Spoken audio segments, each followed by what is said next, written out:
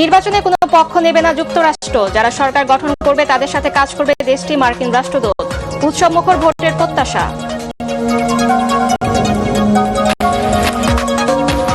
11 দলীয় জোটের লোকজনের উপর হামলা চালিয়ে প্রচারণায় বাধা দেওয়ার অভিযোগ জামাতের আমিরের। বিভক্তি ভুলে নির্বাচনের সুষ্ঠু পরিবেশ বজায় রাখার আহ্বান।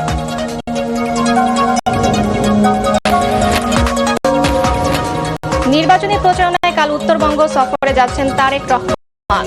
নেতাদের মাঝে ব্যাপক উচ্ছ্বাস। ঘরের ছেলেকে বরণ করতে প্রস্তুত বগুড়াবাসী।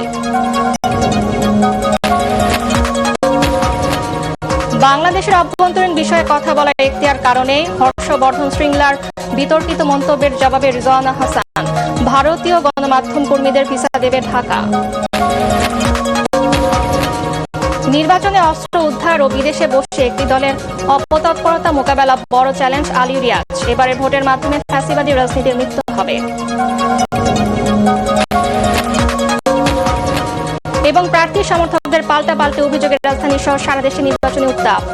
গণসংযোগ ও সভা সমাবেশে সরগরম পাড়া মহল্লা।